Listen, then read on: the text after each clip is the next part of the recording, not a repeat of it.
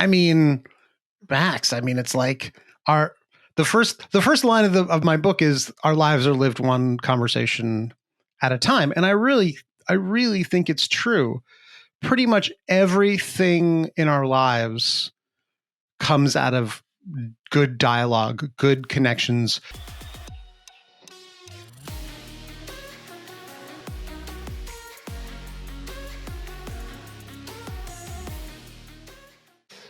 Welcome back, guys, to the Max Out Show, where today I'm joined by the conversation master himself, Daniel Stillman. Daniel is the author of Good Talk and an expert on designing transformative conversations. And so today we'll take a deep dive into why conversations matter and how to make them better. Daniel, welcome to the show. Max, thanks for having me here. Happy Monday. Happy Monday. I'm so excited to have you. And so in your book, you talk about interface as one of the core elements of conversation. And I want to now take you, to get this started virtually, back to the laundry room. It's where, and I see you smiling, it's where I met my best friend in college. And I also know that it's one of the biggest transformative events in your life. So what happened in the laundry room that really launched this career for you? Well, I mean, thanks for, by the way, thank you for the introduction and thanks for like clearly having read the book, which is awesome. Here's the thing, like, I'll take two things. Like, interface is really important because like the place a conversation happens shapes it. And when you were talking about a laundry room, when we used to all like be in dorms and do laundry together, like the laundry room became the interface for a certain type of conversation. You're waiting for your clothes to dry, and there's kind of nothing to do but talk to somebody. And that space has a certain kind of script, and it encourages a certain type of conversation. So that's just like way off left field, but just for your listeners to understand, when I say the interface for a conversation, the space that the conversation is in affects the conversation. For me, the inciting point of me, at least where I decided to start the story in the book, for me, there was this moment of speaking when I thought someone was done speaking. And I know we've all had that experience of, we ask a question, somebody says something, and we're thinking of the next thing we're going to say, and we think that they've paused, and we start asking our next question. And as we ask our next question, they start to say something else. And I remember this moment so well. I was like, oh, wait, what were you about to say? And they're like, oh, no, never mind. I can't remember. Just say whatever you were going to say. And it's crushing. It's crushing for me because at that point in my career, I was a young user researcher. I was going into people's homes. I was trying to understand what their lives were like, what their problems were with the technology that they were using. We were trying to innovate. And it was my job to like ask them really good questions and get really good information from them. And Max, this did not just happen once. I know I only told this story once in the book, but this happened all the time. Like, it's so common for me to be processing and thinking about where things should go or could go, instead of just pausing for a moment and trying to get more from what somebody just said. And I think this is one of the amazing things. And you said I'm an expert. I'm definitely not. I'm more of a fan of conversations. One of the things that's amazing is we can think and talk at very, very different rates. People can talk at like 100, 125 words per minute. We can think at thousands of words per minute, which means A, when somebody's speaking, there's probably more that they wanted to say than they could say. And B, like when someone's talking, it's so easy for our inner dialogue to just go a mile a minute in all sorts of different directions. And I think this is just important to recognize when you're really trying to connect and communicate with someone, that there are all these other factors that can make it hard to do. Absolutely, that's such a vital point. And I mean, just for our listeners, I probably cut you off before we started this call like 3 times, right? Like in the first couple of minutes of chatting, right?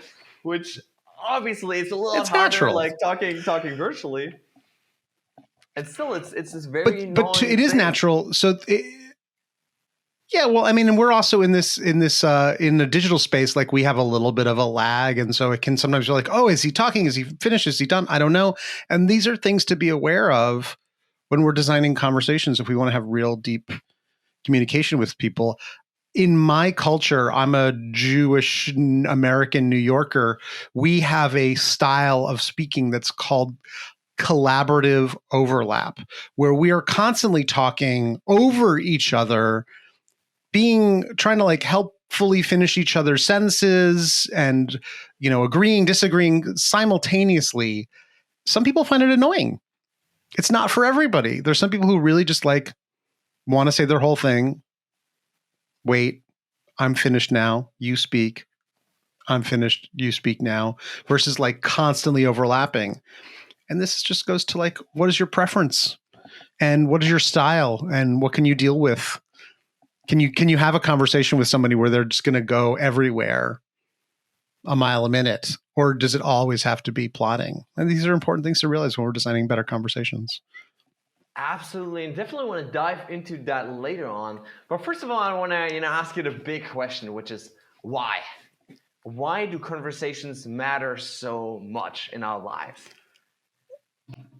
I mean, Max, it's like the first line of my book is our lives are lived one conversation at a time. And I really think it's true.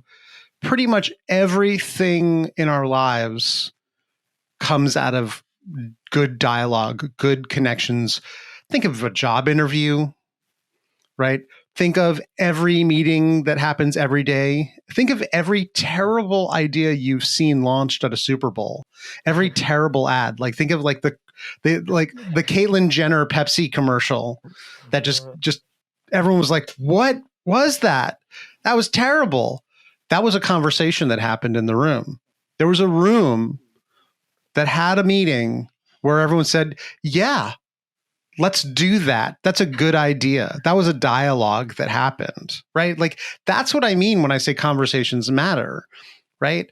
There was a room of people in the southern states of America after the Civil War that they said, you know what? We should pass some laws that make it harder for Black people to vote. Like that's a conversation that happened. Literally, a group of people said, yeah, let's pass this law. Let's pass all of these laws. Let's enforce these laws. Let's go lynch that guy. I mean, I don't want to get too heavy on you, but this is really what's going on. And now there's a conversation today in America and in the world where it's like, oh, racism is everywhere. We should talk about that. And some people are like, I don't want to talk about that. That's really hard. Critical race theory there's people who are trying to ban critical race theory in America. And all critical race theory says is we should look at race and its effects on people's institutions and lives that they live in, and to like ban a conversation because it's too controversial to have. That's what I mean when I say conversations matter. There's a whole book. Ojiomu Alolu wrote a book called So You Want to Talk About Race. It's an amazing book. I recommend it to everybody. It's hard to talk about race if you're not used to it, and you want to be right, and it hurts to feel like you're bad because maybe you've benefited from structural racism in the past. Those are hard conversations, right? So there's everything from the big cultural conversations about race to the small conversations that get bad advertisements on shelves, to get terrible laws made, to the conversations that you have with yourself, Max, about, do I deserve this? Do I want this? What should I do? I want to ask for this, but I don't know if I can. Those are the negotiations you have with yourself before you're even willing to negotiate with someone else. So this is when I say conversations matter. I'm not just talking about like two people talking in a laundry room. Not that those aren't important, but I'm talking about from the conversations you have with yourself, which determine whether you're willing to have a conversation with someone else about what you want, to conversations that groups of people have about what we should make or what we should definitely not make, to much, much bigger conversations about how to change the entire system that we live in. Those are the conversations that really, really matter. Wow, that's such an important point. I want to dive deeper into that because you also share this concept of there's some conversations in our lives that we can have and there's others that we can't have. Yeah. that equally contribute to the quality of our lives and the quality really of the results that we're creating. So can you share that difference between can and can't? Well, I mean, I think the easiest way to explain that is if you've ever felt like you're like, oh my God, I want to ask that person out, but I can't. Like, they'll just reject me. There's no way that they will ever say yes to going out on a date with me. And so you don't ask. Right? Like, that's terrible. And we've all been in that situation. I can't apply for that job. Right. There's no way that I could apply for that job. I could never get that job. So I will not apply for that job. And so those are classic examples of you can't get what you don't ask for, what you're not willing to engage or negotiate in and with and for.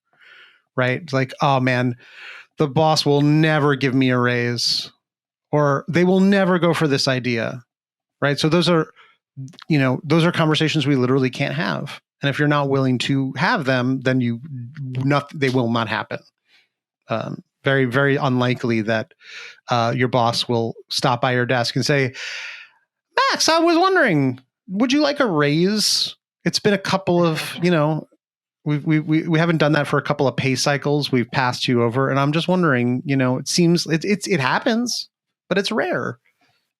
So this is really about asking, the ability to ask for and to design the conditions for a transformative conversation, right? So to say like, hey, would you like to go out with me? That's one way to ask for what you want. But to say like, hey, I've got 2 tickets for this really cool event. Would you like to join me? That's a different way. Or to say like, hey, me and some friends are, we're going to go over to this field and we're going to go for a walk. Would you like to join us? That's another way to ask somebody to join you. And so this is why the art of invitation I put on the conversation OS canvas. That's, the structure of my book is around these 9 elements that I found are easiest to see and highest impact to shift conversations. And invitation, the ability to begin a dialogue, to begin a conversation that will hopefully get you what you want, and to be in dialogue with someone else. Like, that's it. Like, if you can't invite a conversation, then the odds are it won't happen without you. Absolutely. And just to drive home this importance of, seeking out these conversations that we think we may not be able to have or we think we can have, there's this amazing quote by Tim Ferriss who said something along the lines of, the quality or the results of your life are in direct proportion to the number of uncomfortable conversations you're willing to have. And that's just what this reminded me of, right? Like going up to a person asking for a date or asking for that raise. Those are uncomfortable conversations that we have to have if we want to take our lives to the next level or improve some aspect of our lives. Yeah. I mean, there's a couple of equivalent-ish quotes where I think it's Tony Robbins. Other people have said something like, if you do what you have always done, you'll get what you have always gotten. And to me, I think of conversations as having this direction and our lives having a direction. And a powerful conversation can shift the direction of your life. They can be hinge points for your life. And the example I give, talk about uncomfortable conversations. I've been fired maybe at least 3 times in my life, probably more.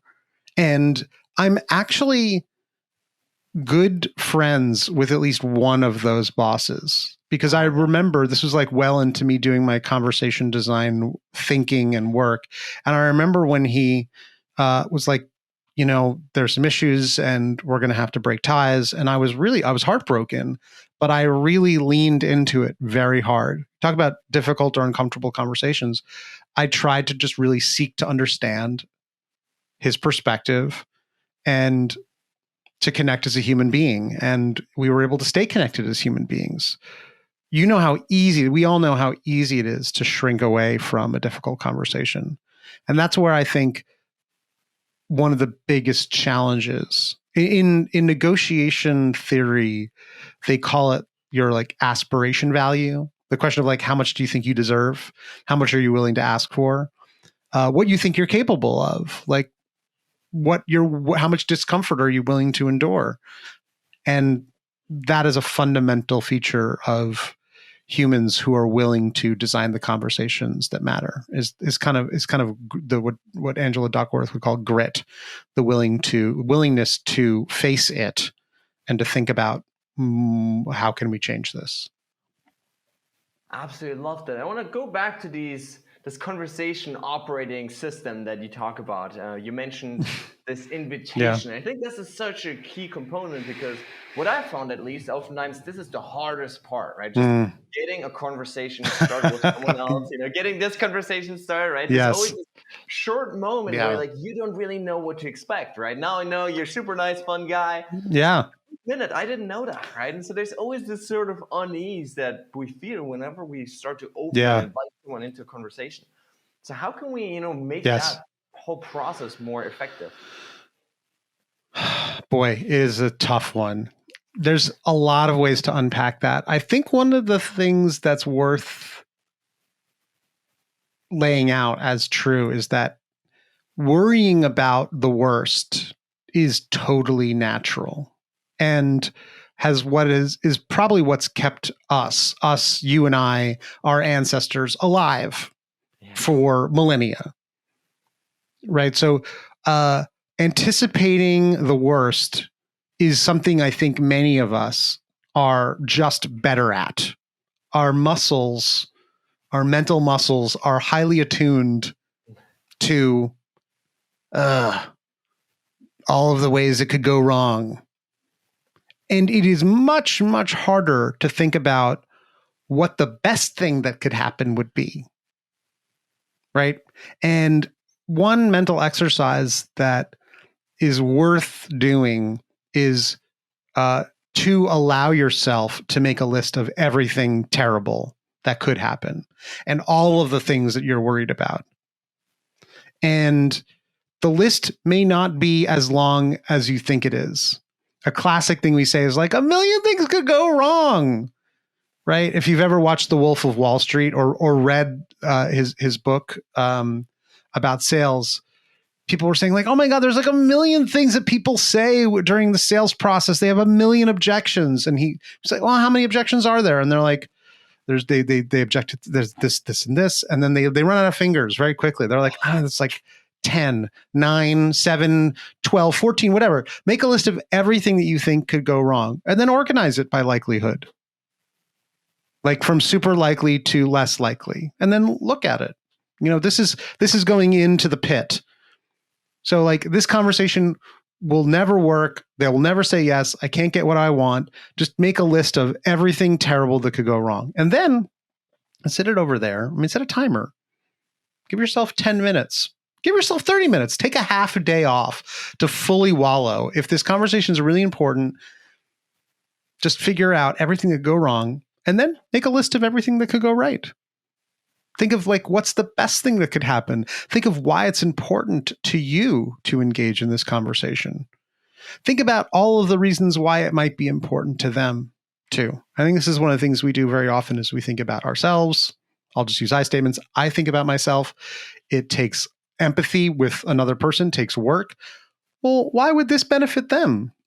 What's in it for them? Why might they say yes? Well, maybe they're excited. Maybe they're just waiting for this invitation. And so making a list of everything terrible, everything amazing, and then looking at both of them and realizing that the truth is usually someplace in the middle. And then just doing what you wanted, what you think you need to do, what needs to be done, finding the courage. As Shakespeare said, screw your courage to the sticking place and admit to yourself that you want what you want. And then think about what does the other person want? The invitation, a powerful invitation lies between that space. Believing in what I want and hoping that they want the same thing. I think Emerson said, it's a kind of genius to think that what is true in our own heart of hearts is true for all people. Maybe that's true. Maybe that's true. It's possible.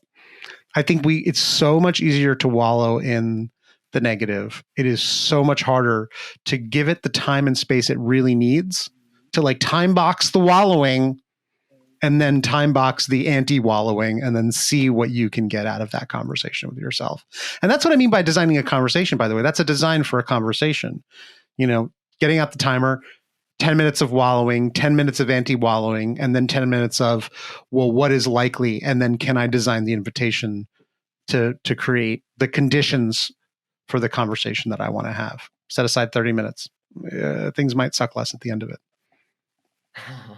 Daniel, I so much love this process, and there's so many nuggets of wisdom here that I want to dive a little bit deeper into. First of all, I love the idea of time boxing, that wallowing, that worrying, that frustration, whatever it may be. Because I think the tendency that we have as human beings is we tend to just let it run our entire day, right? So we're worried about something that might be happening next week. We don't just think about it for 5 minutes. No, all day long, we're like, what if this happens? And like, it just suppresses, right? We circle, like you say, right? In just our heads, we go all these spirals. And so I love this idea of really suppressing that time and deliberately in that moment, then consciously engaging with this idea and figure out the best solution for it. If I may add something, not for nothing, in that design for that conversation, we're leveraging at least one other element of the conversation operating system, which is cadence. Because as you said, a natural cadence is like the kind of like wallowing, or we think about it all day. It keeps coming back over and over again, but actually sitting down and saying, okay, 10 minutes of wallowing, go. 10 minutes of anti-wallowing, go. That's designing the cadence of the conversation to be sharper, clearer, and crisper, rather than just like long, slow, and languid. Not for nothing, having a long, slow, languid conversation versus a tight, time-boxed one, it's a choice. There's nothing wrong with taking a day off to really wallow in something. I think it's great. People don't do enough long, slow, languid conversations with themselves, like going to the museum for a whole day and just wondering about life. Those are very important conversations to have, to like just take that kind of time off. Slow conversations are just as valuable as fast conversations. We just happen to have a very high cultural preference for sprints, but they are effective for certain types of transformation. And so to me, the thing that I think about when it comes to designing a conversation, it's variety and shifting things. So it's like slow and repetitive, tight and time boxed. That's a solution for that. And slow and relaxed is the antidote for our mostly modern malady of tight and time boxed on everything else. Got to have both. Love that. And it's also so funny, I find, to see how quickly you can shift from one mode to the next.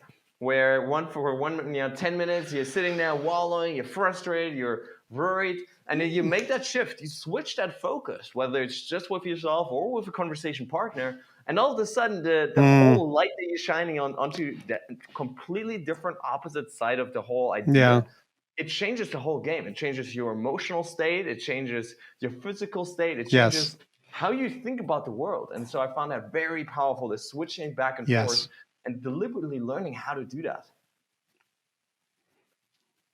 It's not easy. It takes emotional agility. And it is important. You're absolutely right, but it is not easy to do. It's one of the reasons why people read self-help books. It's the reason why people get coaches or therapists, or why people talk to their partners or their friends, because it's sometimes much easier to shift the interface of the conversation from all in my head to putting it in someone else's head and in the space between us. That can be transformative too. Absolutely. So talk to us about goals of conversations. You sort of alluded to this a couple of times. Yes. Where you're actually thinking about your own goal going into a conversation, also the other person's goal. So how do we sort of structure this whole goal narrative in our life? Well, I mean, this is one of the fundamental aspects of empathy, right? The realization that other people exist and want other things than us, and trying to really right? understand what their goals what amazing, right? Other people have a whole life and want things, and they have their own reasons for wanting those things. But really, I mean, in some of the organizations that I work with, the big question that comes up over and over again is alignment. Are we aligned? And who has the decision-making rights? And in the modern era, it's really challenging because of technology, we can almost do anything we want to do, right? We could build anything. The question is, what could we build? What should we build? What would most benefit the customer, our stakeholders, our stock price, right? The ecosystem, the future of our children. And so this is when we talk about goals, there are all these stakeholders, all these people in the conversation. And the question is, whose goals do we listen to? How do we navigate this field of goals? And in the book, I talk about some of my favorite tools to try and clarify A, what we want, and B, what other people want, and to really make that space, all of the goals and aims clear. It can be really scary when I teach and coach teams on collaborative intelligence. It can be scary to think about, but what if we don't agree? Right? What if you have your goal and I have mine? Then what? Well, then we can have a conversation. That's what. Then what? But there has to be a willingness to say, I want this, and this is why I want this. What do you want, and why do you want what you want? And then say, okay, well, is there a connection between what we want and what we need? This is the kind of like the breakup. I keep coming back to relationship conversations because they're so clear. It's like, well, what do you want? Like, this is what I want. And this is what I want. Well, can we find a way together? Is there something that we both want? Or is there power in the conversation and somebody gets to have what they want regardless of what the other person wants? Right. And this is when it's like, this is the question of decision-making rights and authority and organizational authority. How do we decide whose goals get listened to? I think it's a really important question. And as I say, like, the conversations you don't have define your life. The willingness to have the conversation about, well, what do you really, really want? And being open and honest about what I really, really want. It's really challenging. Again, in negotiation theory, they talk about the negotiator's dilemma. There's this fear, and it's a totally legitimate fear that if I tell somebody what I really want, then they will be able to take advantage of me, to manipulate me. And so creating a safe environment, a trusting environment where it feels comfortable to share the right amount of information to be able to move forward together is non-trivial. It takes work to build that kind of safe space and that kind of framework. But I think it's worth doing. Absolutely, and I'm so curious when you talk about this, because I have the thing in my life where I really look at relationships in terms of transactional versus transformational relationships. And one is this traditional tit for tat thing, Yes. And transformative to me means like when we're together, I want you to become better as a result of that. And I actually tell people that. Whenever I really engage with people, spend a lot of time with them, I openly tell them like, hey, I'm only looking for transformative experiences where we push each other to the next level. Do you think there's a better way of sort of getting into this kind of conversation? Because I'm always, of course, now with you looking for better ways to frame these conversations then. Yeah, it's a really interesting question. It's looking for signals of engagement, right? It's expecting a response and not getting one. Oh, maybe they're not as engaged. Maybe they're not as interested as I am, right?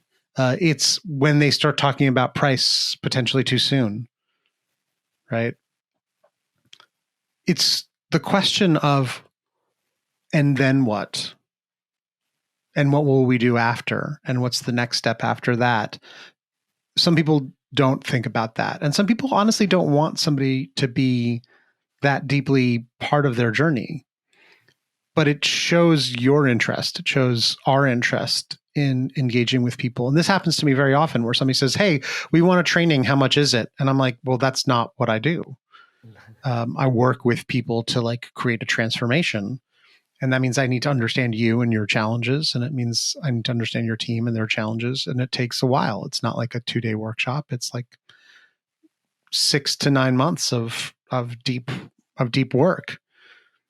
And for some people, it can be like, oh, well, and then sometimes I have this feeling myself, Max, where it's like, oh, well, I'm just squeezing it out. They're just like, oh, you just want a longer transaction versus really, really wanting to understand what their real challenges are and how to make a real shift on it.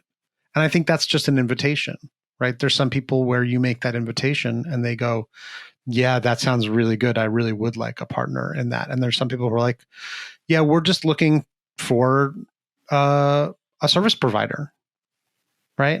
And I think it's being honest and open about what your needs and your wants are. People will respond to that, hopefully, as the old movie says, let the right one in. So I think having that perspective on transaction versus relation is really important. It's non-trivial. It's not easy to do. I think it's so much easier to have a transaction. Yeah.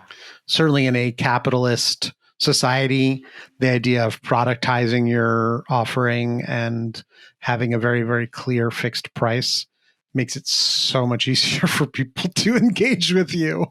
Yeah. But it also limits the impact you can have, I think. That is so interesting. So was that sort of a deliberate choice of yours really from the start to only engage in these long-term commitments rather than these sort of shorter, more transactional types of things?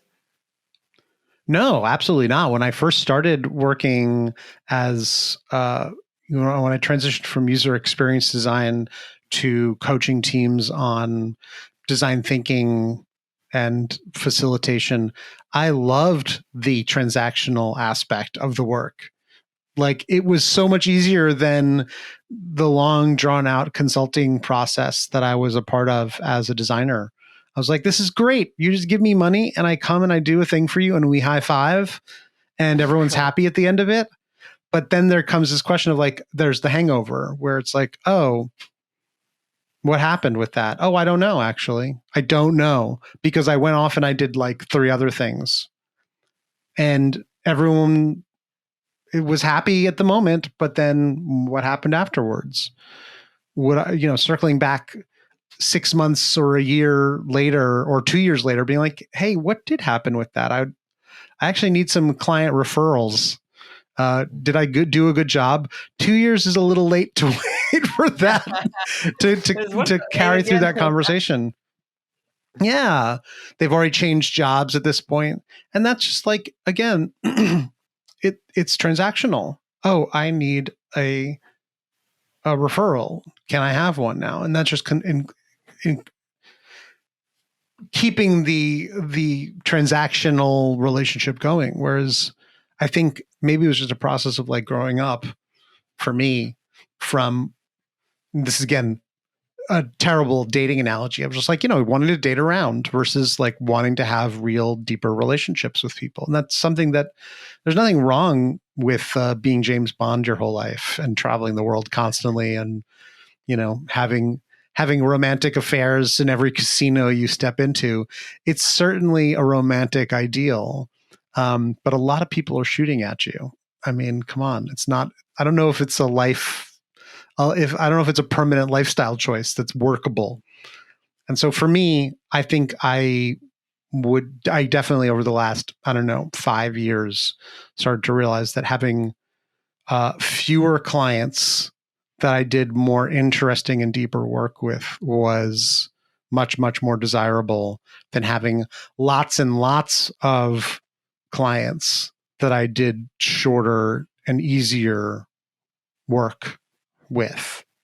But it's it's a constant evolution for me. I wouldn't say that I'm great at it or that I'm I've cracked that nut. But for me, in my personal conversational dynamics, my own operating system, like that's what I want more of in my work. And so I've slowly shifted my business over in that direction. Daniel, I have to say, I love the metaphors you're using. Love the James Bond thing. Thank you. Super curious. How often do you actually go about designing conversations in your life? So is it every time that you step outside your bedroom? Or Oh man. Well, here's the thing, Max. I have to say, I've had this conversation with my mother before where she's like, Daniel, I don't always want to be designing my conversations. And I say, Mom, that's a design choice. And she's like, oh, you're right. So here's the thing. I think we are all always designing all of our conversations.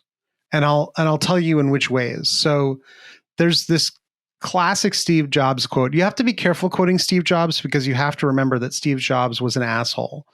Nevertheless, he said some things that were smart, like, design isn't how it looks, it's how it works, right? That's a classic Steve Jobs quote. There's another classic Steve Jobs quote about how he realized that everything in the world was designed by someone else. And that meant that it could be designed by another person.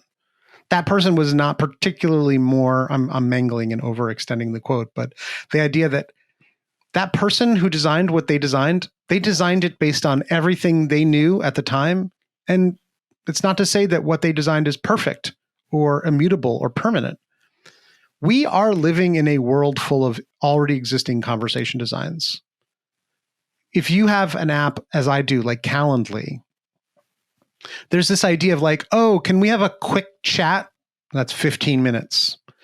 Hey, like, can we have a sit down, like a 30 minutes? Like, can we have like an hour long meeting? Like, ooh, wow. Okay. Now it's starting to, like, we're getting some commitment. I remember somebody reached out to me and they were like, hey, I'd love to pick your brain. Here's like a 15-minute meeting. And I'm like, well, you're not going to get a lot of brain for 15 minutes. I appreciate it. Similarly, my wife is very, very conscientious about helping kids who are coming up trying to get into her field, which is ESG, sustainability, environmental, social governance stuff. It's very important to her. It's a really important line of work. And so she's very, very conscientious about helping people, but she's sometimes shocked. She comes to the dinner table and she's like, can you believe this kid sent me an hour-long invitation for a brain picking? Like that's 30 minutes. Right. But I mean, this is a podcast interview. It's like, it's different.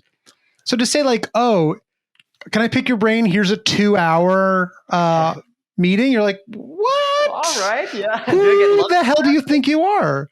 Wow. Like that's kind of baller. You're like, oh, well, let's have a workshop. Like, let's do a full day workshop. No, let's do a week-long sprint.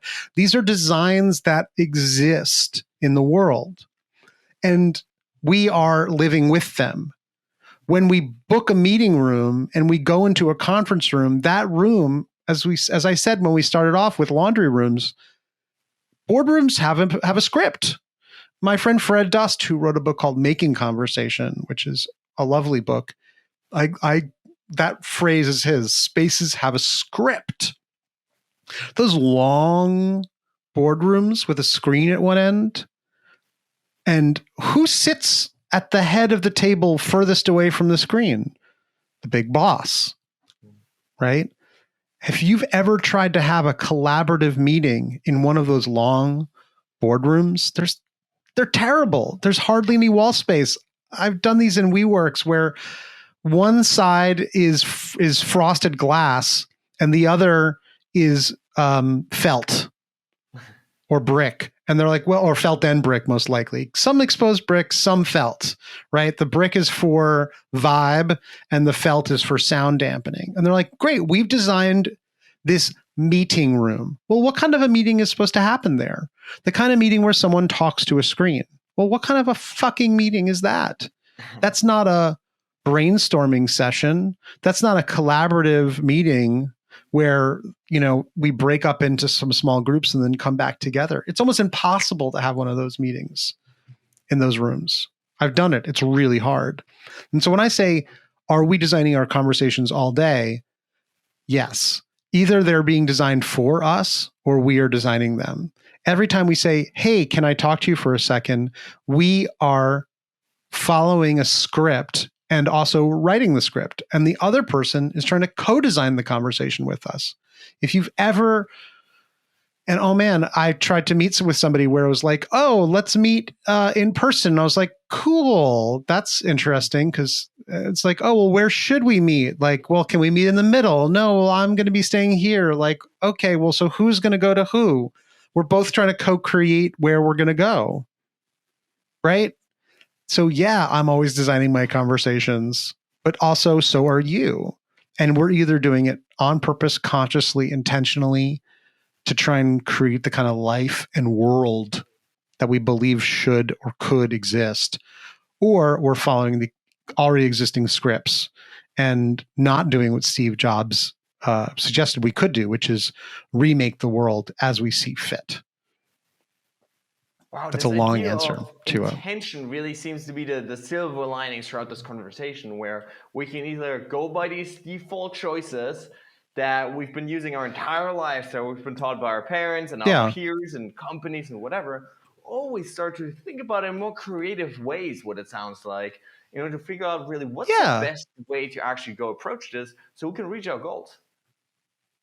Yeah, and there's a classic example of, I think it was Paul Graham who wrote like the makers versus managers essay. There's a classic. You can Google it if you can't find it.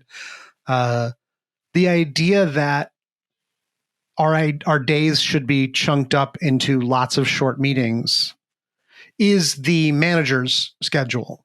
Right, we talk about context switching and going from wallowing to anti-wallowing and the kind of emotional agility that's required for that. It's actually really hard, and so many people have back-to-back meetings all day, every day, especially if you're at a certain level in a company, if you're managing teams or managing people or managing projects. All day is meetings. That's crazy. Like, when do you actually do the work? Well, at 10 p.m. after you put your kids to bed, you catch up on a couple more emails and then you like finish up a deck. So this is where Graham talked about the makers versus the manager's schedule. Like, to really make something great, you need to have a long, slower conversation with yourself. It's hard to even sit down to work on a big task knowing you only have an hour. There's something crazy about it. Sometimes you need 2 hours. Sometimes you need to just feel like you have the whole day to get started.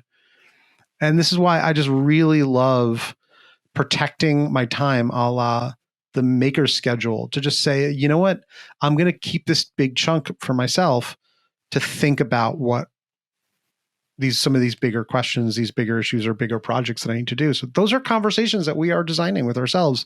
If you respond to every meeting invite that is sent to your way, you are letting someone else design all of your conversations. Even just asking somebody, hey, is there an agenda for that meeting?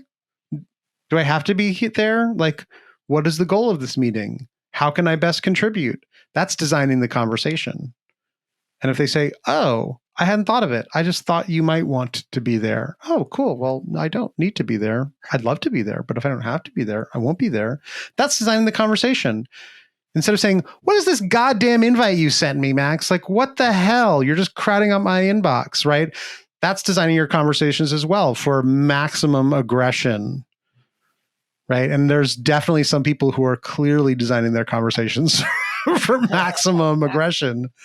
Absolutely. And just for our listeners, that's what Daniel was practicing, right? As we were about to start recording this, he asked me literally, like, what's the best way I can serve your audience, right? That's setting up a conversation in a way where you can actually create the maximum impact for everyone that's listening. And so I'm really curious about this idea of, talking to yourself versus in a dialogue versus in a group versus in a larger community. How do those conversations change as we add 1, 2, 3, 4, 10, 20, 30 oh my God.